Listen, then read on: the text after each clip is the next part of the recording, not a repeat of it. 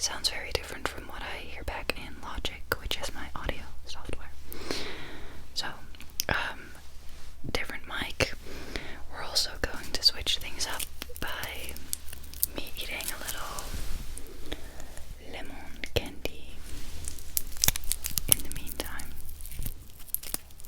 I hope this sounds okay.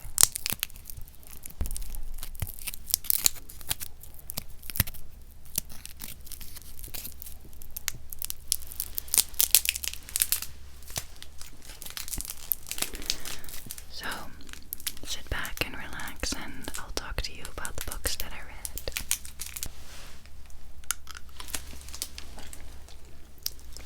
Okay. Let's see. I have my stack of books here, and I'll probably read most of what I said about the books, or thought about the books, off my phone, which is on my notes app.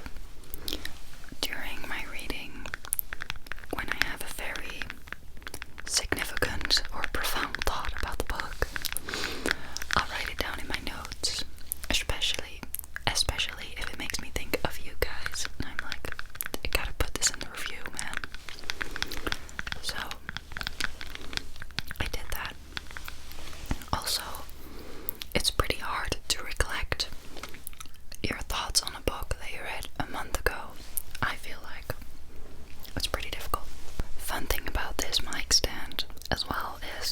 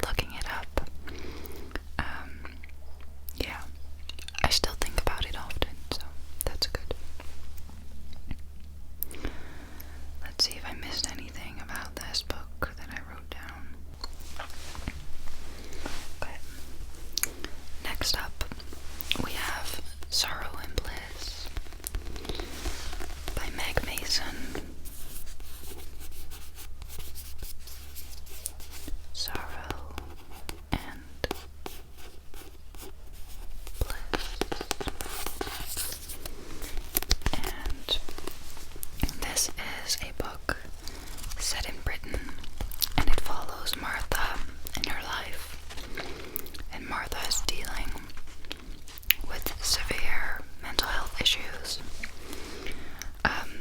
If you've seen my other book reviews, I've read The Bell Jar semi-recently, and that was slightly depressing to read, and I had the same experience with this. It made me really sad. So I had that experience with Key, and then this one, and that was just not that motivating. But I got a lot to say about this book. I'll read the back first. Everyone tells Martha Friel she is clever and beautiful, a brilliant writer who has been loved every day of her adult life by one man, her husband Patrick. So why is everything broken? Maybe Martha's just someone who finds it harder to be alive than most people. Or maybe, as she long believed, there is something wrong with her. Forced to return to her childhood home to live with her dysfunctional bohemian parents, but without the help of her devoted, foul-mouthed sister Ingrid, Martha has one last chance to find out whether a life is ever too broken to fix, or whether maybe, by starting over, she will get to write a better ending for herself. This woman leads a very interesting life, and her inner monologue is very interesting. The book is very sharp, very witty. It's very funny at times, but it's also severely depressing and sad, and just I found it really hard to get into this book and to start relating to Martha, because I just found her very unlikable at the beginning, which is on purpose. But it took me a long time to find a switch. But there's some very, very funny anecdotes here, and it's all there are very random bits of texts throughout this book. It has a very odd timeline. And I don't know, Meg Mason's a hilarious author. Let's see what I wrote about it. I wrote down very depressing, very funny writing. It's witty. It's all about responsibility, forgiveness, second chances, and active effort. Incredibly hard when dealing with illness, but so important. To stop fighting things, self-worth, what doctors said about not being able. Oh, okay. Yeah. I had an experience due to health issues where a doctor talked about me and my ability to possibly have children later, but I was 18 at the time. But it had a very large impact on me until very recently. It's a thing, but here it talks about how Martha was told from a very young age that due to her mental illness she should not be able to have children, but it's all she wants. And that was heart-wrenching and weirdly relatable, and I wasn't expecting that. And I think that that's a beautiful subject, and I love it that later in the book she gets diagnosed, but they don't mention what she has because it's fiction, to not trigger anyone specifically. It's, I don't know, I think it's very well done. They just call it blank. And yeah, I really like that part about the book. I think I rated it 3 stars. It just wasn't the story for me, but I'm still kind of glad I picked it up. I'm having a lot of mixed emotions about it, if you can't tell.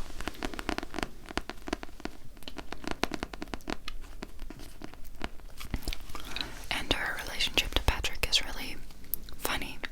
It's just funny. It's not very romantic, but it's such dry humor that I do like dry humor, so yeah. The next book that I read, I'm really excited about.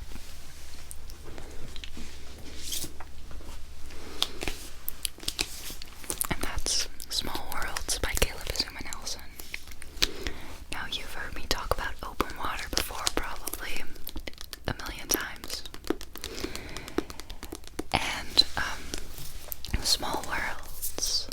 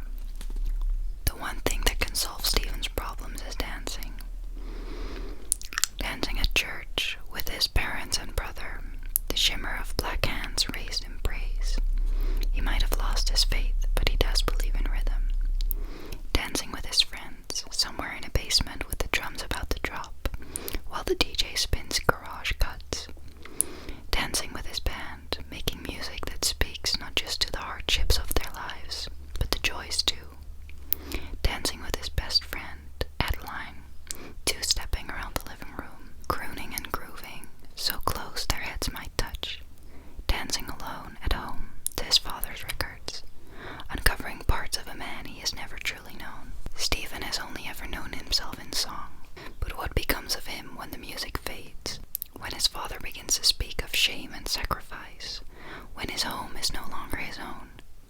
How will he find space for himself, a place where he can feel beautiful, a place where he might feel free? Set over the course of 3 summers in Stephen's life, from London to Ghana and back again, Small Worlds is an exhilarating and expansive novel about the worlds we build for ourselves, the worlds we live, dance, and love within.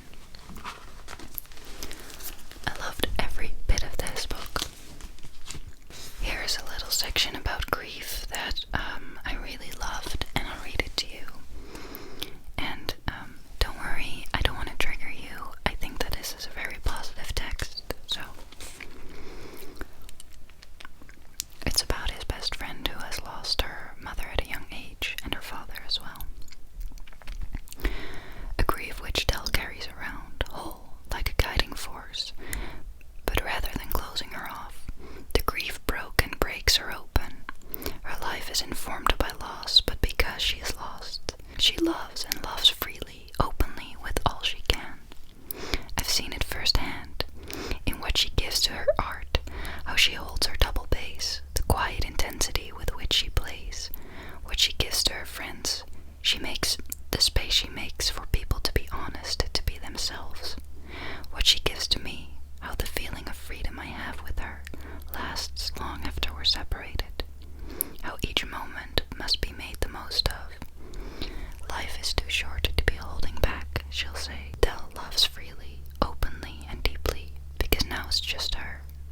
I'm sorry about some background noise, but someone in my family just got home. Like I said, I'll read my notes from my phone. I said, I am very privileged. I'm aware of my privilege. However, someone who isn't white will always be better to tell me what privilege looks like. Just like I, as a woman, can better tell you what male privilege looks like. This is why I find it so important to hear these voices. This made me very aware of my privilege again, as I get to tread the earth as if it were made for me. I refer here to a phrase in the book that's about him and his family growing up in a world that by default is not made for them, where they are not wholly accepted and seen and heard, and that's something that I can just never personally relate to, but I find so important to read about those things because, I don't know, it makes you very aware of what you have and how much is still going on around us, right? I don't know. I heard rumors that this will be made into a TV show, and I hope that they're true. I also said, I love how it's set over 3 summers, and though the time jumps are small, the changes are big. You know how often when a time jump happens, it's like 5 years ahead or something like that, but this was just in 3 years. There are suddenly children in play and stuff like that, but that can happen within a few months, and that's what happened here in a few months, and I thought that was so interesting and beautiful to read about. It has dance, intimacy with friends, tenderness, loneliness, and creating your own safe space somewhere new, rebuilding a community and grounding yourself, and I found all those themes super interesting. I highly recommend picking up one of his books. He is an incredible author. He's definitely my favorite, and I'm glad I got to read this. It's the perfect summer book as well, and I want fufu. I want someone to make me fufu the way this man describes food in this book. Oh, I can't. The only thing I'll say, and that's me nitpicking, I always love it in a book when there is queerness woven into it, like in the background. I love it when there's casually being spoken about my aunts who are a couple, or my best friend who is in a relationship with someone of, you know what I mean. I like it when that is woven into the background because it normalizes it, and that wasn't the case in this book, which is fine because it's not at all what the book was about, but it's just something, it's a little sprinkle of detail that I love to read about in novels. So, if you read the book, let me know what you thought of it. I love to talk about it, so yeah. I quoted a lot, I annotated a lot in this book. I don't often annotate books because I sell them again, but if I know I'm gonna keep it, I'll do it, and I loved it. So, I'm already enjoying looking back through it and refinding the quotes that I loved, and yeah. The next book I listened to on Audible, and that is The Death of Ivan Ilyich. It was on my TBR for so incredibly long, and I just needed to hear the story, and on Audible those old classics are free, so that was really nice. It was such an intense story, and I'm glad to have listened to it because I understand now what other people are saying about it. I wrote health jealousy with a lot of question marks. It's about a man who falls ill, and it follows his process of dying, basically. But it does it in such an interesting way, I feel like. And I wrote down health jealousy because he describes his suffering very freely and openly, and it was really heartbreaking to read about those problems being dismissed so much by everyone around him, like doctors, etc. And then the bitterness that was in him in regards to how healthy his children were, and just, it's that envy, you know, I want that and I don't want you to have it, but also I want that, I want you to have it, but I want it. It's pure envy, and I thought that that was really interesting to read about. And yeah, he is living my nightmare. Well, he's not living, that's the point, but I think that it was a very, very interesting story, and I highly recommend picking it up. I was absolutely blown away by this. The last story I listened to is Couplets by Maggie Milner, also on Audible. And Couplets is a story told in the form of poetry, and it follows the main character who had a relationship with a man and left that relationship to be with a woman. And it's all about polyamory, it's about kinks, it's about love and relationships and finding yourself, and it's absolutely beautiful, beautiful, beautiful, and interesting, and it's new, it's pretty